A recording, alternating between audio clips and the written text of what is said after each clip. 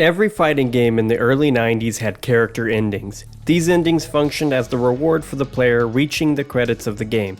Good endings add context to the motivations of each character, even if the ending itself isn't canon. Mortal Kombat 1992's endings are experimental because Boon and his team hadn't planned out the long-term lore of future sequels. By the time Mortal Kombat 2 released, Mortal Kombat was a huge video game in the arcades, so by this point Midway knew they were going to make many more sequels. And many more sequels means many more characters and deeper lore. Here enters Outworld, Shao Kahn, and Shang Tsung's demotion from main boss to just another character on the roster. And likewise, the endings in MK2 differ from 1992's Mortal Kombat in one key way. Each ending is focused primarily on establishing character backgrounds and motivations, characterizations of which will be further fleshed out in later entries. What is unique about MK2's endings over every other game in the franchise is how each character's ending not only functions as character development, but also as an explanation for how Shao Kahn fell from power. I really wonder what it must have been like for the guys in the arcade playing each of these characters for weeks before understanding who they actually are, since major details about their characterization aren't available until their ending is earned. As such, many elements of MK2's endings establish a long-term canon for the franchise, something MK 1992 only did sparingly with the endings of Scorpion, Sonya, and Liu Kang. Welcome everyone to Rail Deal Games, and I'm going to be ranking these endings off of their presentation, quality of unique character development, and the ending story itself in a vacuum. So with all of that established, let's rank them. Number 12.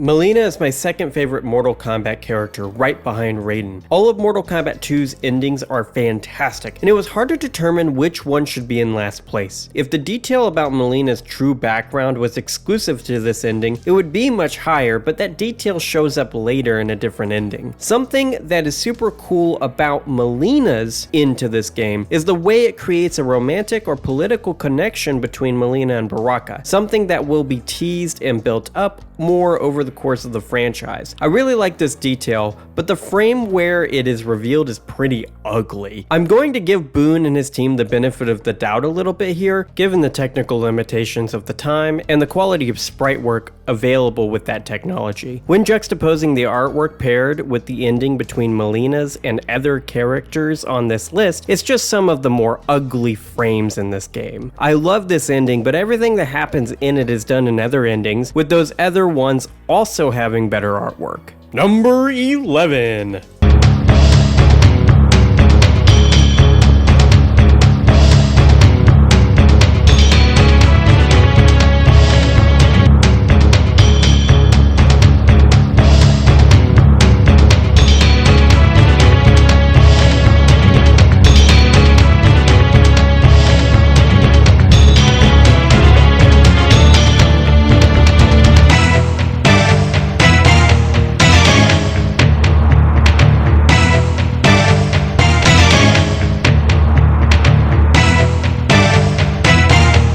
Jax was originally planned to be the 7th character of the first game, being replaced by Sonya late into the development cycle. MK2 is Jax's first appearance in the franchise, and because of his close relationship to Sonya from the development side of things, Jax functions pretty similarly to her throughout the franchise. Most of the time they are inseparable past this game, working towards the same goals. Jax is saved by Sonya in the first MK tournament, as retconned by later titles in the franchise. Their roles are reversed in MK2, with Jax's whole place in the plot functioning around saving Sonya from Shao Kahn and his minions. He succeeds, saves Sonya, and resumes the chase for Kano, which is a good ending for both him and Sonya, but it is also nothing groundbreaking, even relative to this being the second entry in the franchise. Number 10.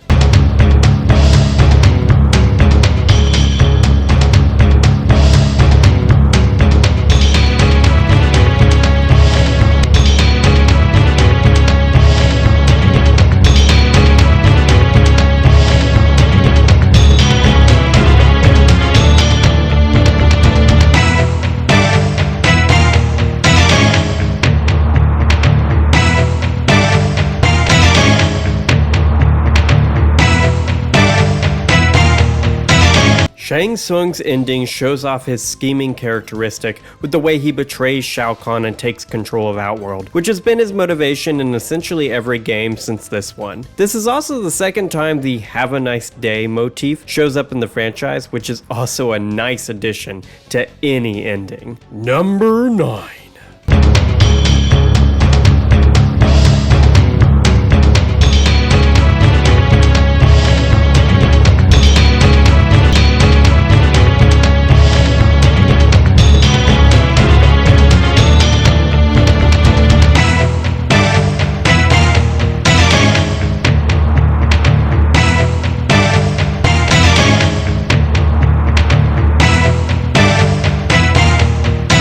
I'm putting this one a bit lower on this list than I would typically put the Johnny Cage makes a movie out of his experience type ending. And the main reason for this is that it is just a sequel bait ending, and an explicit one at that. MKII has a lot of these types of endings, to be honest, and it makes the ending a little less significant than it could have been. I understand why these are in the game, because it would have created an interesting playground conversation between friends. Imagine one friend got Jax's ending and the other got Johnny Cage's. Together they would be able to learn about Jax as a character, Sonya's possible return in a third game, and the confirmation of a third game existing. This is the main reason why I think they put in so many of these third tournament references. Number 8.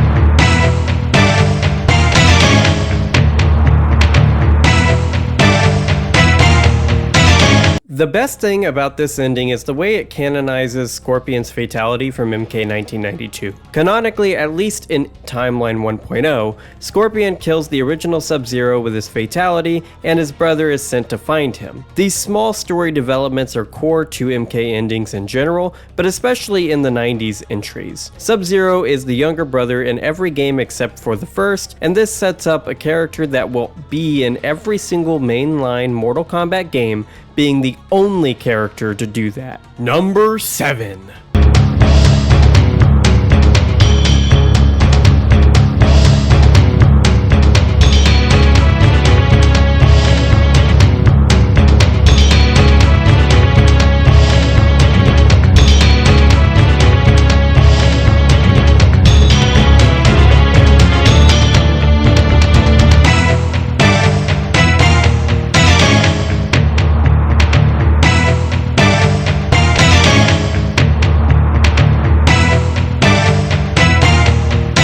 This ending isn't entirely canon because Scorpion does not become Sub-Zero's guardian, but it does establish a chink in Scorpion's rage. What I like about this is how Scorpion becomes a more complex character with this ending. Something that is even more impressive considering he is the most well-defined, complex character carried over from the first game. He's the same person as the first game, but he has layers, and he can grow, something a lot of MK characters never do. I like thinking Sub-Zero used a friendship to elicit this response from Scorpion, but what actually happened is probably something as simple as Sub-Zero refusing to finish his opponent when prompted. Number 6.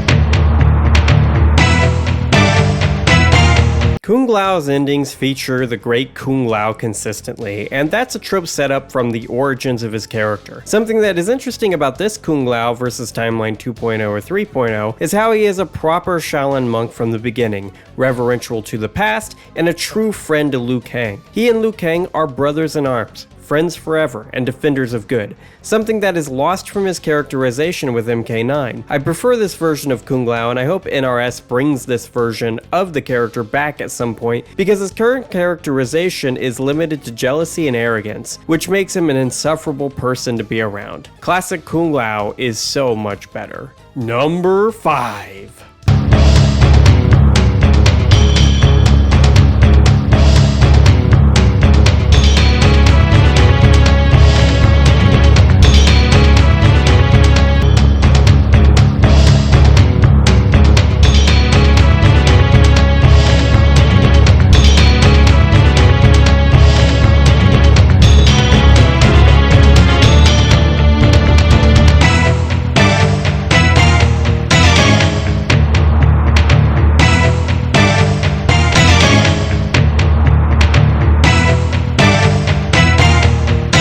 This ending is hopefully canon, as is every Liu Kang ending all the way through MK4. He defeats Shao Kahn, saves Earthrealm, and prevents him from challenging Earthrealm to Mortal Kombat in perpetuity. It's an awesome ending, but one of the better aspects of this ending is the way it sets up MK3, more organically than the way the sequel bait endings do. His personal emotional tone is set for MK3, and I love seeing Liu Kang grow as a character over the course of these early entries in the franchise. Number 4.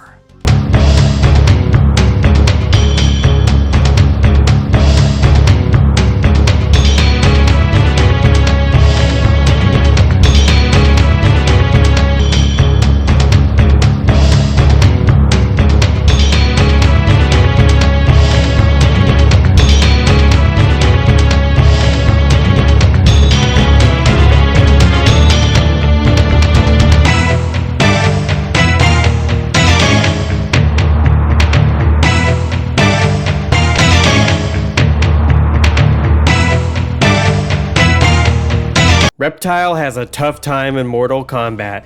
He has comparatively fewer good endings over the course of the franchise in comparison to other MK 1992 characters, and his MK2 one is one of the more balanced good endings he has. It's simple. He defeats Shang Tsung, Shao Kahn, and all the rest, freeing his people and living happily ever after. Freedom for his people is core to Reptile's character from the beginning, and I'm happy to see this scaly boy get what he wants for once. Number 3.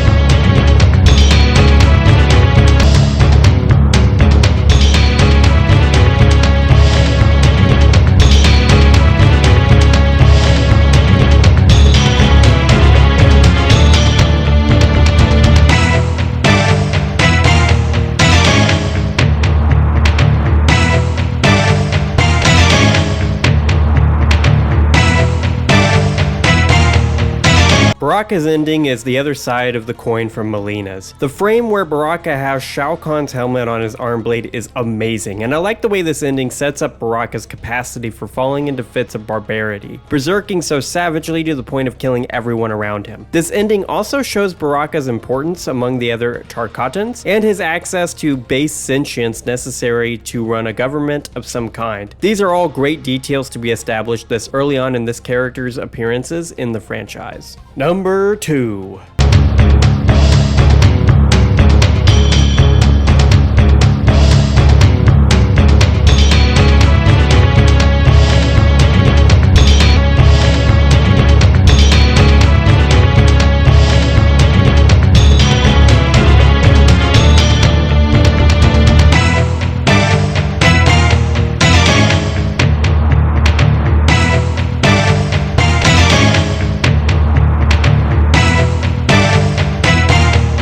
From her first appearance in the franchise, Kitana is established as being the begotten daughter of a long-lost queen and king, being taken in by Shao Kahn whenever he first conquered her original home, a home that would later get the name of Edenia. I like the way this ending sets up the conflict between Kitana and Shao Kahn that would continue all the way through the rest of the franchise, being one of the only things to stand the test of time through all three of the timelines. Number 1.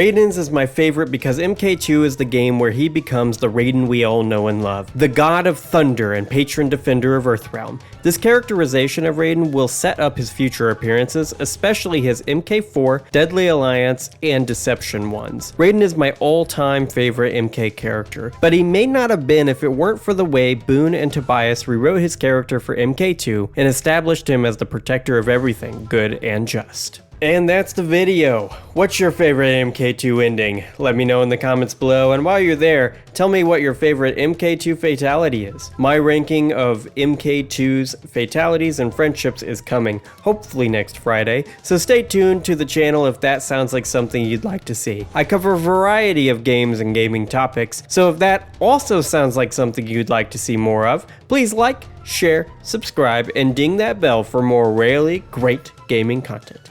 And remember, have a nice day.